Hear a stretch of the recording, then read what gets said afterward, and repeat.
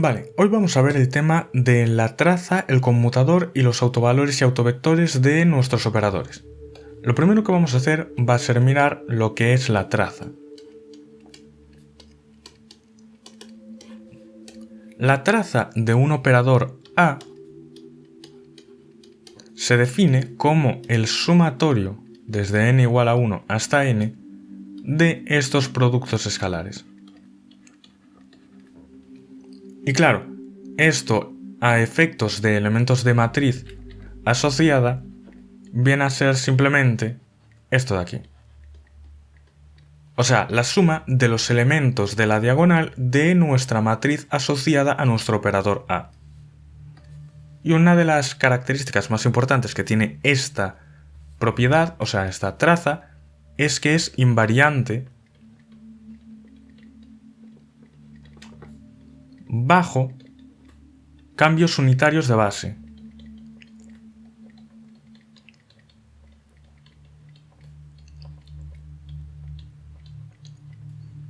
O sea, que si hacemos lo siguiente, si hacemos AMN como el sumatorio en K y en L de esta matriz unitaria en su forma hermítico conjugada, A sub KL y U LN, como ya habíamos visto antes, esta es la transformación que nos lleva de una base a otra con un cambio unitario. Entonces, claro, si hacemos la traza de esta matriz o de este nuevo operador, encontraremos que esa traza es exactamente igual que la del operador original. Entonces es algo que nos va a ser bastante de ayuda. Entonces esto tenemos que tenerlo presente. Otras propiedades que tiene la traza es que la traza de A por B es igual a la traza de B por A. Y, lo que es más interesante aún, que la traza de A por B por C es igual a la traza de B por C por A, que es igual a la traza de C por A por B. O sea, que es una propiedad cíclica. Simplemente, esta A pasa al otro lado dándonos esto, y esta B pasa al otro lado dándonos esto. Vale, lo siguiente que tenemos que mirar es el conmutador.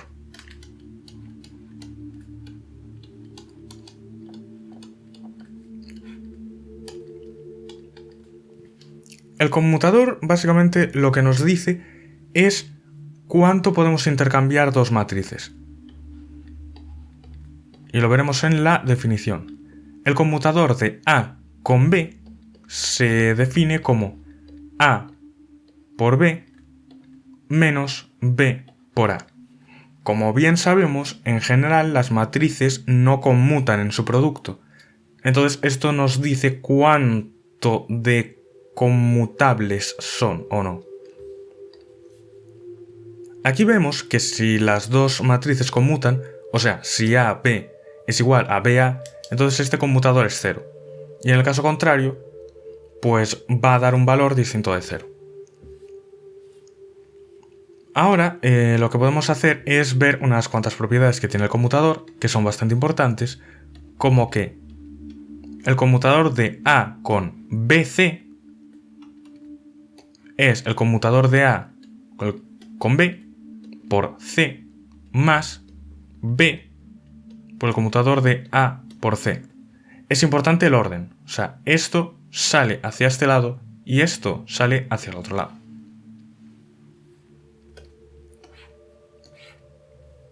Y después tenemos la identidad de Jacobi, que básicamente lo que nos dice es que el conmutador de A con el conmutador de B con C, esta especie de doble conmutación, más B conmutado con CA, ya vemos que hemos hecho una especie de cambio cíclico, hemos pasado esto aquí y esto aquí. O sea, hemos movido todo hacia la izquierda. Y ahora más el conmutador de C con el conmutador de A con B, que otra vez es un intercambio cíclico, esta suma da 0. Y esto es una propiedad muy, pero que muy útil.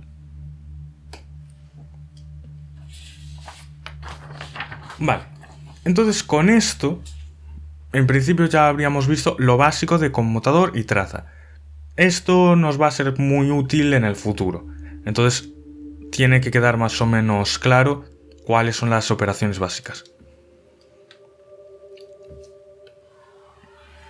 Ahora lo que vamos a hacer va a ser estudiar el tema de los autovalores y los autovectores de nuestros operadores. Como nuestros operadores tienen asociadas unas ciertas matrices y las matrices en sí tienen también autovectores y autovalores asociados, pues claro, entonces nuestros operadores van a tenerlos. Y en el caso de la física cuántica son muy importantes, ya que los autovalores son, digamos, los valores que podríamos llegar a medir. Entonces, vamos a hablar de autovalores y autovectores, que también lo podéis encontrar en la literatura como eigenvalues y eigenvectors.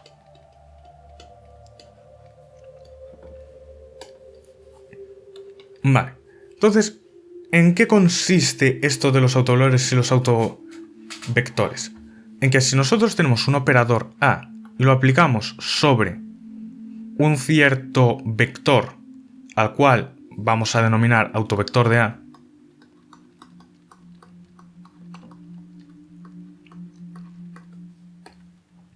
esto va a ser igual a un cierto valor multiplicado por este mismo autovector, o sea, por este mismo vector. Por tanto, lo único que va a hacer nuestro operador va a ser extender o alargar nuestro vector. O sea, que no lo va a rotar. Y este valor que nos va a arrojar va a ser lo que vamos a llamar autovalor de A. Esto es lo importante. Un autovector, al aplicársele ese operador, nos devuelve el mismo autovector multiplicado por una constante que va a ser el autovalor de A, asociado obviamente a ese autovector. Entonces, claro, aquí lo que podemos hacer es pasar todo a la izquierda. Entonces, lo que vamos a tener es A menos A identidad, y esto es igual a 0. Y claro, ahora si ponemos esto en componentes, ya que este vector va a ser una combinación lineal de unos vectores de una base, entonces lo que vamos a tener es la siguiente ecuación. Mn menos A delta Mn Cn igual a 0.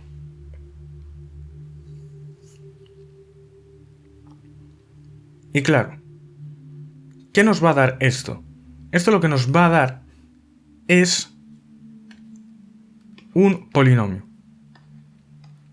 El polinomio característico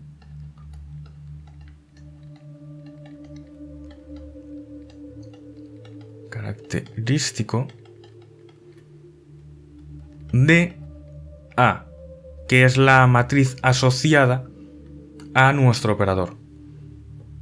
Y este polinomio característico viene dado por el determinante de A menos el autovalor por la identidad, y esto igual a 0. Vamos, que es la técnica de toda la vida para obtener los autovectores y autovalores de una matriz cualquiera. Entonces ahora nos llegan dos teoremitas, bueno, primero uno y después otro, que son muy importantes para los temas de cuántica y sus interpretaciones físicas y demás. Entonces, el primer teorema nos dice que los autovalores de un operador hermítico son reales.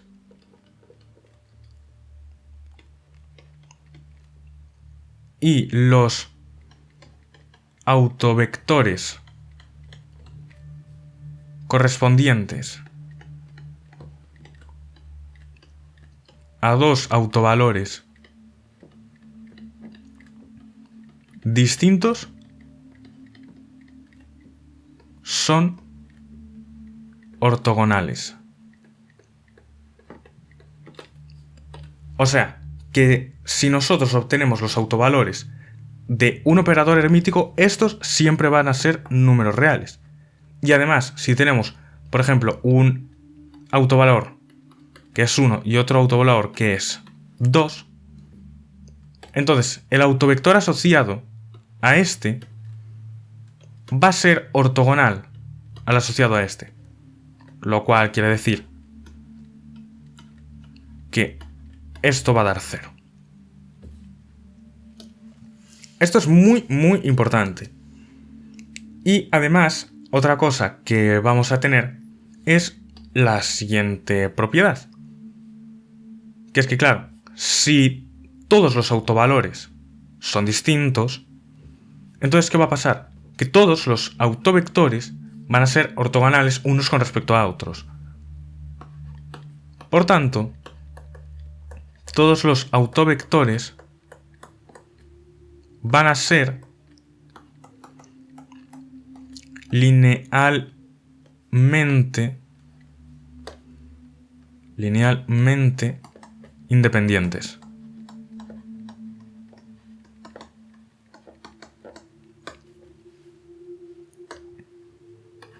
Esto en el caso de que todos los autovalores sean distintos entre sí. Y claro, ahora bien, imaginémonos que tenemos unos autovectores que van a ser estos. Vale, entonces, claro, si hacemos esto de aquí, este producto escalar, esto nos va a dar el autovalor correspondiente con una matriz de identidad.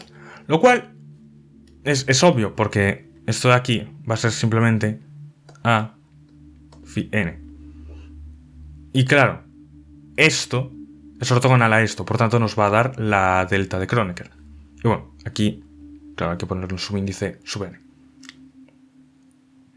¿Esto qué nos dice?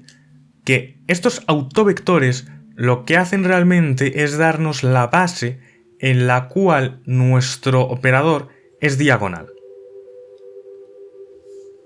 Y este conjunto de autovalores que están asociados se conocen como el espectro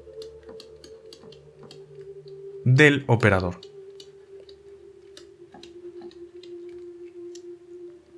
Y claro, ahora nos podemos preguntar, vale, ¿y si no son distintos los autovalores?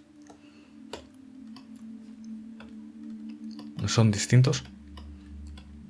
Pues si no son distintos, decimos que hay una degeneración del espectro.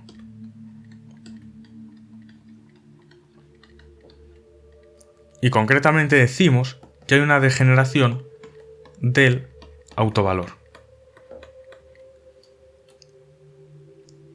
Pero bien, entonces claro, a nosotros nos gustaría obtener estos valores diagonales de alguna forma, digamos, más sencilla, o al menos poder cambiar nuestra matriz o nuestra base para tenerla ya de forma diagonal. Entonces, lo que podemos hacer es tener otro teorema que nos dice que si A es hermítica, o sea, si A es un operador hermítico, entonces existe un operador U unitario tal que la inversa de U por A por U es diagonal. Lo de toda la vida, que podemos rotar nuestra base de forma que nuestra matriz sea diagonal.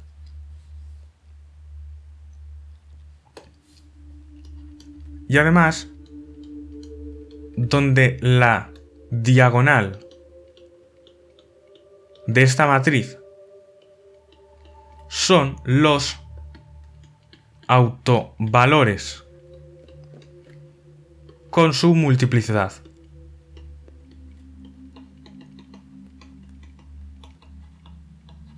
Vamos a poner un ejemplo. Imaginaos que tenemos una cierta matriz A que tiene unos autovalores lambda 1 igual a 1, lambda 2 igual a 3, lambda 3 igual a 7 y lambda 4 igual a 7 también. Vale, lo que vamos a tener aquí es que si diagonalizamos esta matriz, o sea, si obtenemos la matriz D asociada, que es diagonal, esta matriz va a ser de la forma 1, 0, 0, 0, 0, 3, 0, 0, 0, 0, 7, 0, 0, 0, 0, 7. Esta será nuestra matriz, donde vemos que este autovalor, como aparece dos veces, o sea, como tiene multiplicidad 2, entonces va a aparecer dos veces en la diagonal. Y bien, ahora tenemos que pensar un poco el tema este de los autovalores degenerados. Entonces, claro, si tenemos un autovalor degenerado, el cual va a ser el A sub n, pues le vamos a asociar una multiplicidad Gn. Entonces, claro, si tenemos este autovalor degenerado con Gn, entonces va a existir Gn autovectores independientes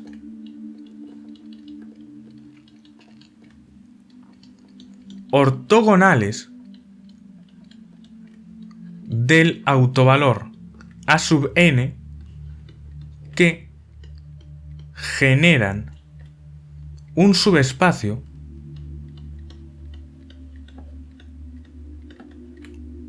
vectorial de dimensión Gn, al cual llamaremos subespacio del autovalor A sub n. Vamos, que podemos tener unos cuantos vectores que nos generen su propio espacio a partir de ellos. Y claro, ¿cómo vamos a denotarlos? Pues vamos a denotarlos de la siguiente forma. Con una R, digamos. O sea, con un segundo índice que nos diga a qué autovector nos estamos refiriendo. Entonces aquí podríamos tener, por ejemplo, A de 1, bueno, vamos a poner A de 1, 1 es igual a A sub 1 de 1, 1. Y esto se refiere al primero. Aquí podríamos también tener el segundo. Y así para todos hasta que completásemos la multiplicidad de este autovalor. Lo siguiente importante es que si A es hermítico, entonces siempre existe una base n R, aunque esta base no sea única. O sea, podemos escoger distintos autovectores cuando tenemos una cierta degeneración. Entonces, claro, con esto mismo también podemos definir unos proyectores sobre este subespacio, que van a ser estos. La suma desde R igual a 1 hasta la multiplicidad de estos autovectores. Esto nos llevaría al subespacio en el que tenemos este autovalor. Y claro, si cogemos todos estos, podemos definir nuestro operador como la suma en n de a sub n proyector sub n. Y esto realmente es el objetivo de todo lo que hemos hecho hasta ahora. Decir que podemos representar así un operador. Y esto se llama representación espectral del operador.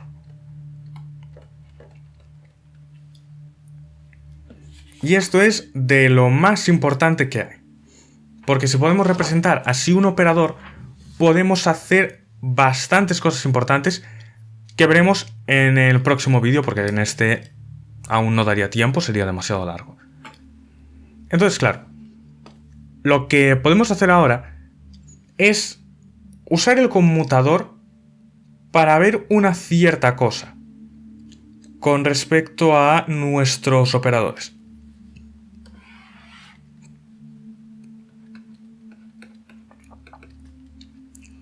Que es lo siguiente. Esto es un teorema. Si el conmutador de A con B es igual a 0, entonces el conmutador de A y B es igual a 0 si y solo si ambos son diagonalizables simultáneamente.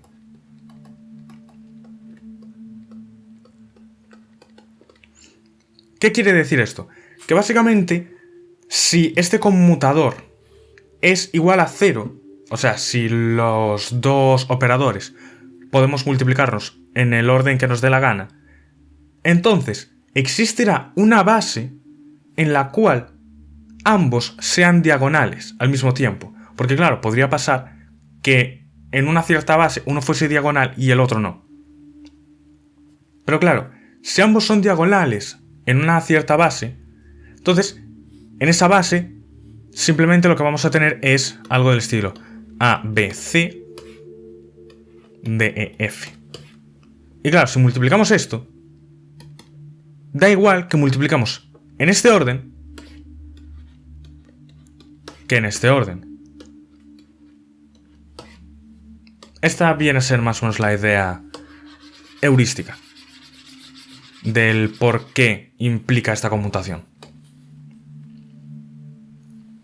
Y claro, visto esto, ya que esto es algo bastante importante, sobre todo en cuántica, como ya veremos, entonces, si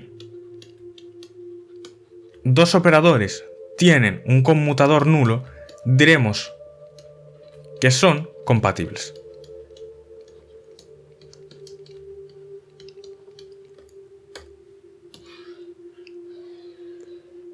Y para que esto no quede muy misterioso, os voy a dar un ejemplo básico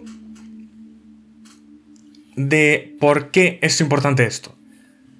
Porque el principio de incertidumbre de Heisenberg sale directamente de que el espacio y el momento no conmutan. O sea, los operadores de espacio y momento no conmutan. Entonces ya podemos ver ahí que tiene bastante relevancia esto. Vale, entonces lo siguiente que podríamos hacer es decir, vale, si los vectores de una base de nuestro espacio de Hilbert pueden ser especificados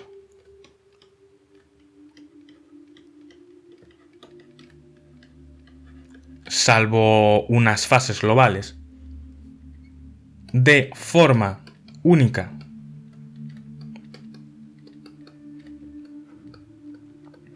dando autovalores a sub n y b sub n de A y B,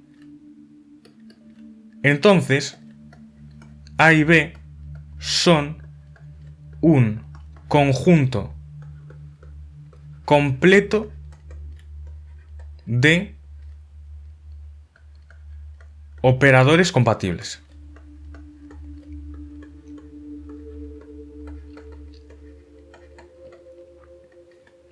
Básicamente, que lo que nos están diciendo es que si podemos expresar los vectores de una base como una especie de combinación de vectores que diagonalizan nuestro A y nuestro B, entonces estos se podría decir que generan todo nuestro espacio de Hilbert. Más o menos. Y ahora vamos a hacer una definición pues, más grande. Que va a ser básicamente que si tenemos n operadores, 2, vamos a escribir esto bien, 1, 2, sub n, que conmutan,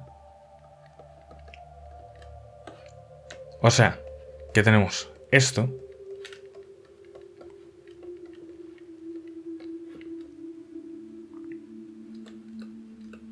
y cuyos autovalores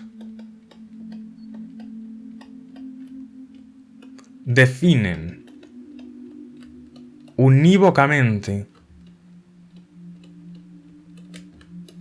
los vectores de una base de nuestro espacio de Hilbert, entonces diremos que estos son un conjunto completo de operadores compatibles.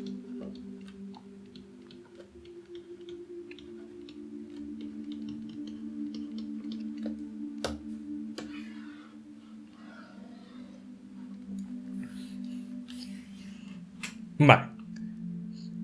Y lo siguiente que haríamos sería pues decir, vale, entonces si tenemos un operador unitario,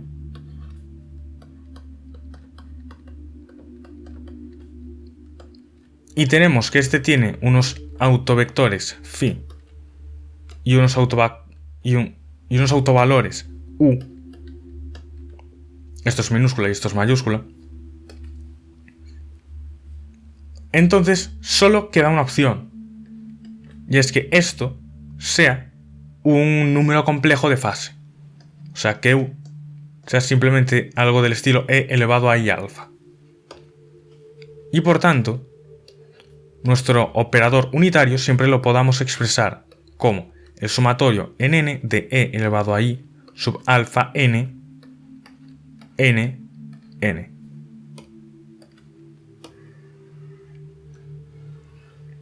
Vamos, que es como una especie de identidad, pero que en vez de ser simplemente una identidad a lo 1, 1, 1, es una identidad que es E alfa 2, E alfa 1, E elevado a, no sé,